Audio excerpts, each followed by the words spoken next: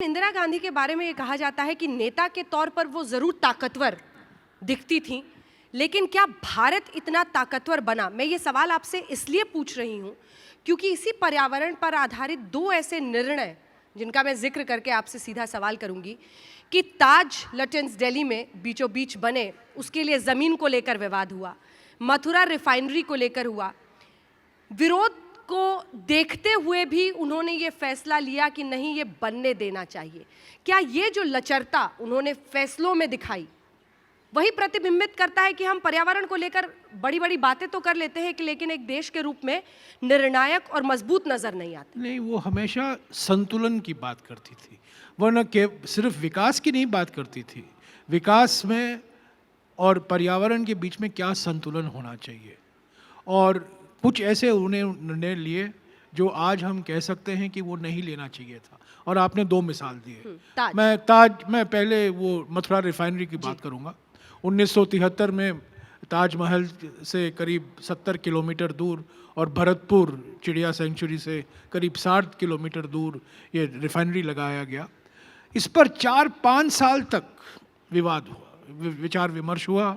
अलग अलग राज्यों ने मांग की, राजस्थान ने मांग की, हरियाणा ने मांग की, उत्तर प्रदेश ने मांग की, मध्य प्रदेश ने मांग की, और अंत में एक विशेषज्ञों की समिति ने कहा कि मथुरा सबसे बेहतर लोकेशन होगा क्योंकि ये ब्रॉड गेज पर है, ये इस पर हाईवे पे है, ज़मीन भी है, आसानी से मिल सकता है, और ये रिफाइनरी वहाँ लगाया गया। 1973 में जब इसका शिलान्यास हुआ तब लोगों पर कुछ पर्यावरण के जो एक्टिविस्ट हैं वो इंदिरा जी से मिले और कही ये गलत लोकेशन है, यहाँ नहीं रखना चाहिए। पर तब इंदिरा जी कही तो हमने तो ये निर्णय ले लिया है। पर तब वो अपने विशेषज्ञों को, अपने अफसर अधिकारियों को बुलाया और उन्होंने कहा ठीक है, हमने ये निर्णय लिया है क्योंकि हमें रिफाइनरी चाहिए, डीजल चाहिए, पेट्रोल चाहिए, रसोई का गैस चाहिए, पर अभी हमें ये तय करना है कि हम किसी हालत में ताजमहल को हमें बचाना है। आप दुनिया में जाओ, कहीं से भी टेक्नोलॉजी खरीदो, कितना भी पैसा खर्च करो, पर पर्यावरण के मामले में कोई आप इसमें समझौता मत कीजिए।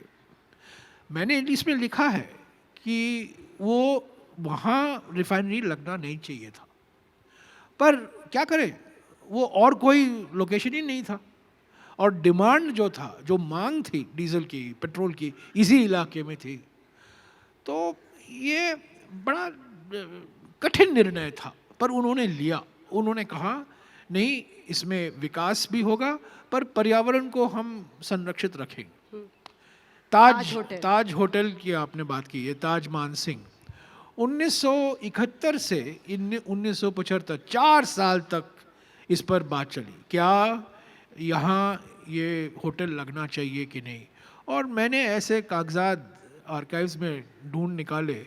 1970 और 1971 में इंदिरा जी इसके बिल्कुल खिलाफ थी, पर 1975 में निर्णय लिया गया कि ये ताज मानसिंह होटल बनेगा, और इसके पीछे कोई रहस्य नहीं है। इसके पीछे संजय गांधी थे। ताज मानसिंह के जो मैनेजिंग डायरेक्टर थे, ताज होटल के जो मैनेजिंग डायरेक्टर थे अजीत केरकर, वो संजय जी से मिले और एनडीएमसी को कहा गया कि इसको अभी आप अनुमति दे दीजिए।